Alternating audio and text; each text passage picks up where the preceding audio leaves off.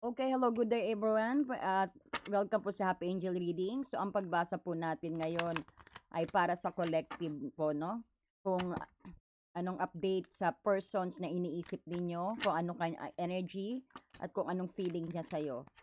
No? So, titignan natin. So, kahit ano pong sign ito, basta pag napansin nyo ang video na ito, maaaring may mensahe po sa inyo, no?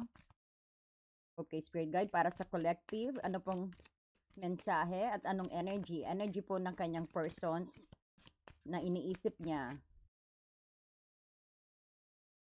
Oh, namimiss ka. Medyo ang persons na iniisip mo malungkot, no? At very, parang may pagka-bitterness pa tayong nakikita dyan. Tell us more.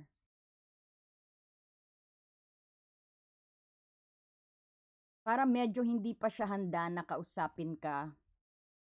Persons na iniisip mo parang hindi pa siya handa na kausapin ka o talaga ding umiiwas siya, parang hindi ka pa niya kayang harapin. There's nakita natin, baka nasaktan siya. May boundaries tayong nakikita rin dito. Tell us more, Spirit Guide, para sa ating collective. All signs para sa ating collective, Spirit Guide. Ang persons na iniisip ng ating collective, nagsi-self-pity ito, no? Pero over in, lagi ka nasa utak niya, no? Nasa isip ka niya lagi. Pag nasaktan to kasi mahal ka, no? He tried to reminisce everything din. Nagno-nostalgia din siya. Tell us more, Spirit Guide. Papumensa.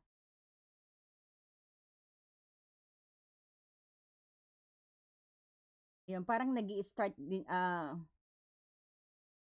parang gusto ka ring, some of you din, na parang merong gusto, ang persons ninyo gusto kayong i-date. Sa iba naman po, no, somebody wants to date you.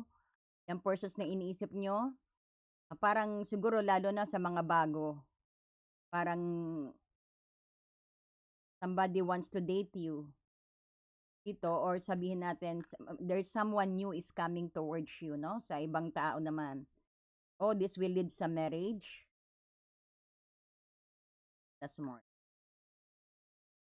Some of you din, ang iniisip ninyo, happy being single. No? Or sabihin natin, nag-shadow work. Parang nagsi-self-love. Ayan. So, tingnan natin pa ang mensahe ng guide.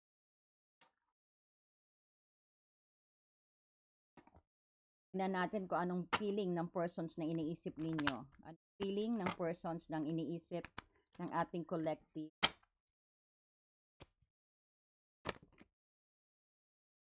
Eight of Cups. Ang Eight of Cups, ang feeling is parang tumatalikod. Parang feeling niya, natatalikod siya sa'yo. Iwas na siya. Ito siguro itong nakipag-separate na medyo masama ang loob sa'yo. Parang gusto niyang tumalikod o parang tingin niya toxic. Gusto niyang iwan ang mga toxic din. Either na siguro nakikita niyang medyo toxic ang inyong relationship kaya he's backing out. So, magliliwanagan natin yan mamaya. Tingnan na natin bakit. Let's see bakit. Yung parang ito yung iiwan niya, yung sa tingin niyang hindi na, parang hindi na nagdudulot ng kasiyahan sa kanya o parang hindi nagbibdulot ng kagandahan sa kanya, no? So parang iiwan niya, halimbawa, ang relasyon ninyo, parang tingin niyang it's not working anymore, tumatalikod siya. No? Bakit ang feeling is ang Eight of Cups, Spirit Guide? Bakit ang feeling is Eight of Cups? Bakit ang feeling is Eight of Cups? Knight of Pentacles, Hermit. Actually, tatalikuran niya yung mga things na siguro sa tingin niya no longer sa mga disagreement ninyo dati. Parang feeling niya it doesn't work anymore na pag-usapan siya. Ngayon, naghahanap na medyo nag-hermit mode siya, no? Sabi natin Virgo energy din. May nakita rin tayo dito na Taurus, Capricorn, Virgo. Pero gusto niya ng parang feeling niya tama lang na dahan-dahanin niya muna. Or sabihin natin na gusto niya munang makahanap ng kasagutan dahil siguro sa nangyari, dahil masakit pa o sabihin natin bago ba, sabihin natin baka bago pa. Ang feeling ng persons mo, alam niya rin siguro yung sakit na nararamdaman mo, pati siya rin nasasaktan, or maybe siya ang may masakit na nararamdaman sa'yo, na gusto niya munang lumayo sa ganyan at magmuni-muni kagaya ng hermit, no? Pero it doesn't mean na nalalayo na siya at puputulin ang inyong relationship kasi nakita natin ang Knight of Pentacles pabalik pa rin sa'yo pero hindi yung napakabilis, dahan-dahan, no? Dahan-dahan ang approach. Sa mga single naman na nakikita natin dito, someone new is coming. So pag ang feelings ng persons na to, this could be siguro ito yung nagsi-self-worth muna siya. So parang barkada, mga toxic na kaibigan, so parang gusto niyang layuan sa mga single, no, na may kakamit lang na bago. Parang gusto niya munang siguro nag-meet kayo tapos nag-silent. Pagka gusto niya lang muna ng konting katahimikan at magmuni-muni ng saglit, no? Pero at darating sa sayo na reliable na tao, no? Isang strong na tao na mapagkakatiwalaan mo, although nga mabagal lang, no? So tingnan naman natin kung ano ang intentions ng persons na to sa'yo. Intentions ng persons para sa ating collective. Intentions nito is to build a very tangible energy. To build ng bahay, maging matured, very matured, no? Parang gusto niyang maging ano rin, maging nurturer mo, maging provider mo. No, yan ang intentions niya, ibigay sa yung lahat, i-nurture ka, buhayin ka ng maayos, no? Dagdagan pa natin 'yan. Ayan, gusto niya ang intentions niya is to work hard on you, no? Na to work on this relationship din, intentions niya. To lead para mapunta sa isang stable relationship para lalong maging strong. Ayan. So, ang magandang kanyang goal and this is past. Gusto niya na rin madaliin ang pagbabago sa sarili niya, no? Para to get through with this heartache. Pero ito yung parang nakikita natin, hindi mapipigilan. Intentions niya na ikaw ang goal niya rin, ikaw ang pinaka-home niya.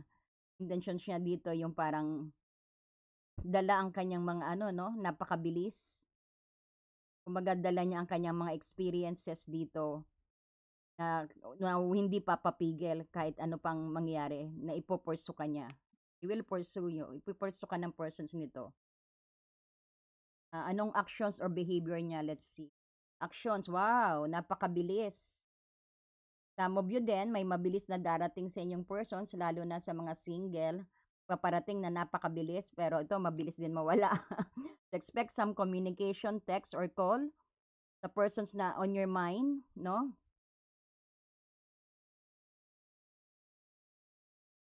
Parang gusto niya yung iyong fire energy. Parang gusto niya yung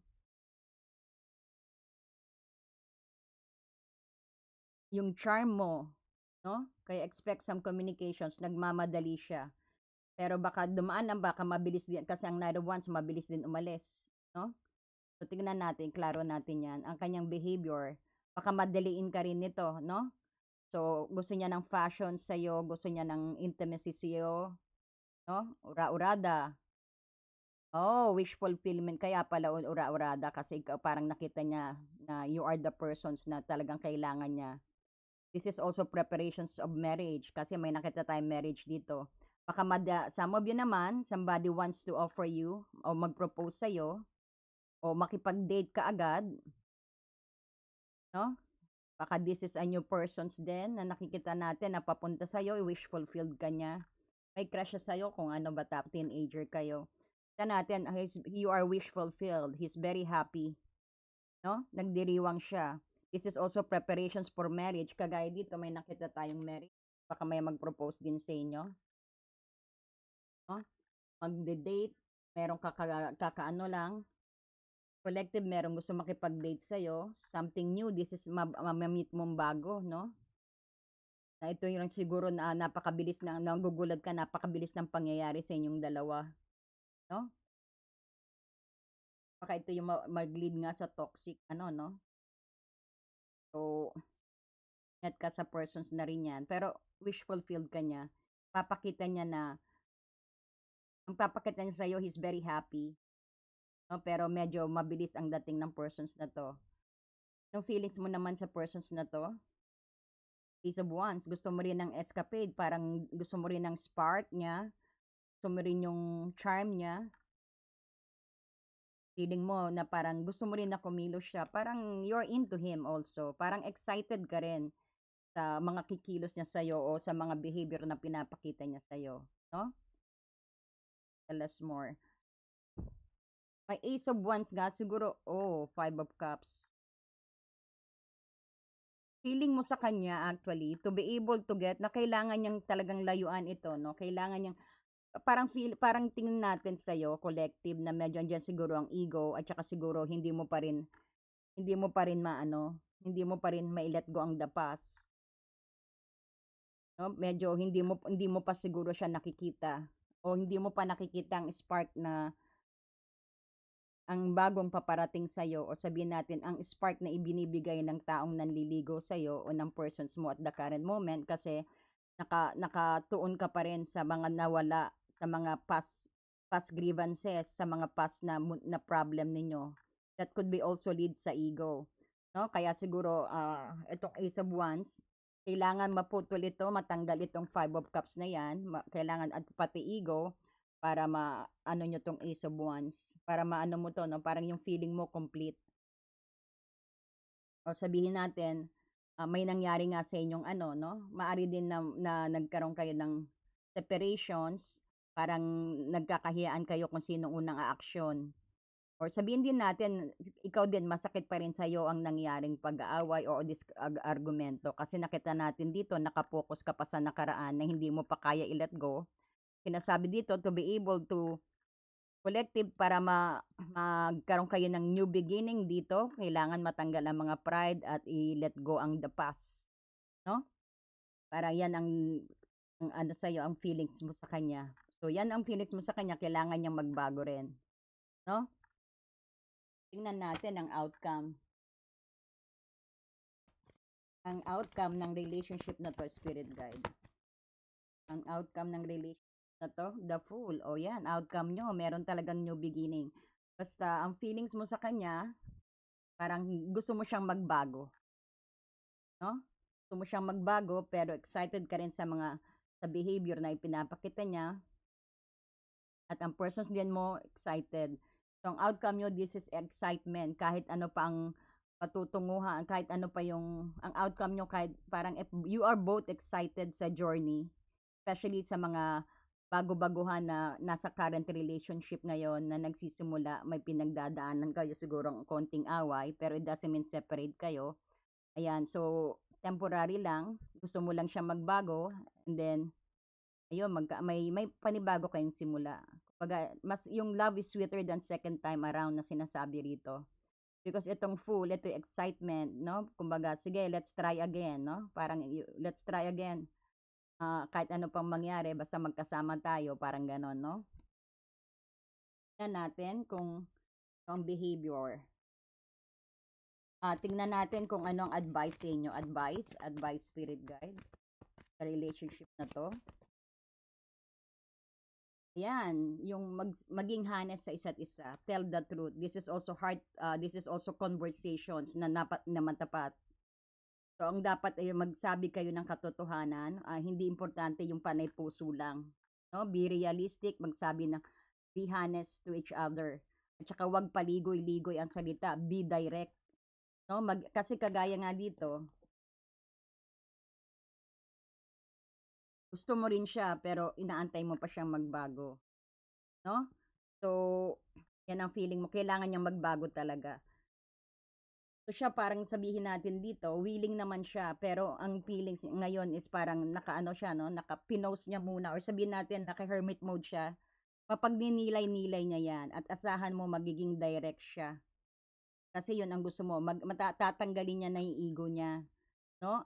Wala siyang ginagawang ano dito, masama tayong nakikita, pero siguro para lang gusto niya lang mag-focus muna sa sarili, yan din ang cause ng paghihiwalay or ng temporary separation. No? Sa mga single, nakikita natin dito na meron kang new beginning, ang persons mo is paparating na, naghahanda lang, naggo-grooming lang sabihin natin o nagpapagupit, medyo madi-delay ang medyo paano 'no, medyo nagpapapogi bago pumunta sa'yo, bago magpakilala sa'yo o bago magsabi ng totoong nararamdaman niya. Pero ano, excited siya na makasama ka. Makikita mo ang ano, medyo mabilis siyang tao 'no, pero alam mo, wish fulfilled ka niya. He's very proud of you or she is very proud of you. So baka maging direkta rin ang be direct kayong dalawa at kumbaga magbuo ng bakit na kailangan yung magbuo ng pundasyon lalo na itong may tower na gusto mo siyang matanggal ng konting ego. So kailangan mabuwag ito, no? It's inevitable, may sudden changes or transformations na mangyayari din sa nararamdaman mo sa kanya, magbabago din ang dynamic na yan, no? Once na nakita mong magbago siya, no, parang nakita natin, wag mo rin 'pag nakita mo nagbago siya sa kilos, hindi lang panay sa salita, no?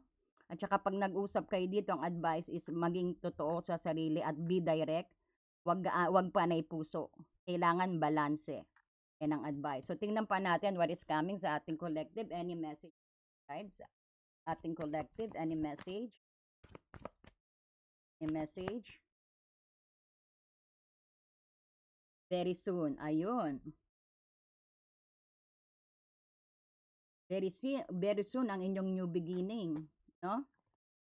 Basta clearly decide what you really want. O sabihin din natin, ito rin nagsasabi sa Queen of Swords na maging bago kayo magsama uli, maging maliwanag sa isa't isa kung anong dapat gusto mangyari kung ano ang bawal at kung ano hindi. Lalo na kung mag-boyfriend and girlfriend pa lang kayo. Kita rito, bawal na mag-party, bawal ka na uminom sa labas, bawal na mga ganun mga dapat, ganun ang klaro dapat kayo mag-uusap, no? Ito kasi ang advice dito eh. Kung ikaw din, kababaan ng pride, no? At gusto mo rin na baka siguro rin siya binabalik-balik niya pa yung mga nakaraan mo. Kaya din siguro gusto mo yan ang matanggal sa kanya. Gusto mo siyang parang ikaw na collective na gusto mo rin siyang magbago kasi panay siguro ano rin siya siguro, no? Ino-open niya pa yung dati. Medyo natutuliro siguro tenga mo. No? Gusto mo siyang magbago na ganyan bago makuha itong spark. Pero although na gusto mo siyang makasama, enjoy ka sa kanya, mag-escape, enjoy ka sa ano niya, sa company niya, mag-search, mag-travel, enjoy ka sa adventurous na to. Nag-enjoy ka pag kayong dalawa. Pero kailangan niyang magbago at i-let go ang past o siya rin may nakaraan pa na kailangan niyang ano no, kailangan niyang ayusin. O yung dati niyong pag-aaway nandoon pa rin, siguro ino-open pa rin niya. Gusto mong maano yan, no? Gusto mong matapos yan. So, pero nakikita natin magkakaroon ng shift transformations, no? Dahil sabi ng Romance Angel, very soon, magiging maayos ang inyong relationship. Sa iba naman din, nakita natin na ipipree yung self sa persons na to na talagang sigurong nasaktan o siguro nasa process pa lang ng journey na mag-separations kayo. Pero ito rin yung sinasabi na it's about time din na magtiwala ka sa sarili mo, no? Remember who you are dito. Huwag kang matakot, no? Huwag kang matakot din magsalita kung anong nararamdaman mo. Ito sa kagaya ng advice yan sa inyong relationship. Tingnan natin pag kayong dalawa nag-connect. Pag sila pong dalawa nag-connect, ano pong mangyayari spirit guide? Pag silang dalawa nag-connect na, ayan, magtiwala ka lang, trust, oh. Tignan mo, may sing-sing. So, this is again, my wedding, mayroon kayong ano. Sahan mo na magkakaroon kayo ng, parang ang relationship na to is mauwi sa highly committed relationship na mauwi sa kasalan. Basta kailangan din daw ng trust dito. Advice pa rin to na pag kayong dalawa magsama, kailangan totoo, klaro, at magtiwala sa isa't isa. You need to trust each other. You need to have trust in a relationship para daw mag-flourish. Baka kulang kayo ng tiwala sa isa't isa. So yan daw ang dapat yung gawin pag nagsama na kayong dalawa dahil this is ano eh, talagang nakikita natin may new beginning kayo kaya ina-advisehan ka na maging klaro. Ayan, sama ano, no? Ayan, paparating ang someone new na nakita natin dito na gusto makipag-date sa inyo. Somebody na gusto makipag-date sa mga collective natin ngayon. No? At marami ding umialigid yata sa iyo o may sasagutin ka na. No? Love is in the air daw. Somebody is actually you get yung attentions mo. Somebody, nakakuha ka ng attention sa iba. Pinana siya ni Cupido. Love is in the air when the Cupid's around. So parang nakikita natin dito, hindi kayo mape-permanent na na single. Talagang may darating someone new. Tingnan nga natin kung sino tong darating sa'yo. Sino tong someone new na darating? Just take what resonate. Kung meron na kayo, ito yung para sa mga single, no? Sino tong darating sa ating collective? Especially itong May, Six of Swords. So, ito yung talagang kagagaling lang din sa turmoil na parang gustong no? Parang gustong sumubok ulit ng harmony na relationship. Isang Pisces, Cancer, Scorpio na nakikita natin dito. Libra, Aquarius, Gemini, Taurus, Capricorn, Virgo, Cancer energy, Aries energy, ang The Fool, the Taurus, Scorpio energy, no?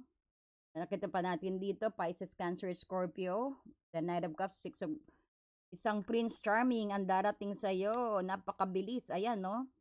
Nanggaling sa turmoil, tapos naging parang he is looking sa isang mapayapang relationship.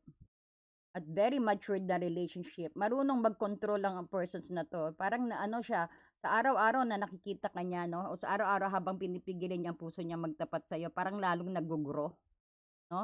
Ang persons ninyo, babae ka man o lalaki. This could be also same-sex energy na nakikita natin dito. Ayan. Very loving persons, marunong mag-control ng kanyang emotions din, no? Ito yung kasi Prince Charming, and then madi-develop, no, in the future ang inyong relationship because the King of Cups is very matured persons, very understanding, very caring, very romantiko. Isang romantikong date ang nag-aantay sa'yo o isang romantikong date ang pinaplano mo sa yung persons na nililigawan kung lalaki kang nanonood. Yeah, this is very exciting. Ayan, so pa-support naman po ng Happy Angel Reading. Marami pong salamat sa patuloy na pagtangkilik sa ating mga video. Pahingi naman po ng like and hype and mag-subscribe na rin po kayo. Salamat po sa pag-support sa Happy Angel Reading. Thank you so much. And ini-invite ko po kayo na i-avail ang ating promo ngayon sa pre-recorded reading. No, kung may mga katanungan kayo, contact niyo lang po ako sa Messenger. No, naka-promo po tayo ngayon. So message niyo lang po ako kapag may katanungan kayo, no? Ayan, thank you so much and God bless you po. Dear friend, have you ever felt so stuck, hurt, or hopeless that you knew something had to change, but you didn't know how things would work out? A time when you could have really used more insight and guidance, or at least a new way to nurture yourself and bring a little more peace into your life. We all struggle with our own issues, self-defeating patterns, and conditioning, all of which color our views of ourselves and the world, whether we're aware of it or not. Add in the chaos of modern life, and it makes sense that you might not know what to do, where to turn, or even what's holding you back. But what if you had a tool that could help you not only relieve stress and anxiety, but also help you focus on self-care and get clear on what blocks your way to living the life you truly want and deserve? In HAR, everything will be revealed to you. In HAR, you will be inspired, enlightened and empowered. Mahal kong kaibigan, naranasan mo na bang mapagod, nasaktan, o nawalan ng pag-asa na alam mong may kailangang baguhin, ngunit hindi mo alam kung paano mangyayari ang... Dear friend, have you ever felt so stuck, hurt, or hopeless that you knew something had to change, but you didn't know how things would work out? A time when you could have really used more insight and guidance, or at least a new way to nurture yourself and bring a little more peace into your life. We all struggle with our own issues, self-defeating patterns, and conditioning, all of which color our views of ourselves and the world, whether we're aware of it or not. Add in the chaos of modern life, and it makes sense that you might not know what to do, where to turn, or even what's holding you back. But what if you had a tool that could help you not only relieve stress and anxiety, but also help you focus on self-care and get clear on what blocks your way to living the life you truly want and deserve? In HAR, everything will be revealed to you. In HAR, you will be inspired, enlightened and empowered.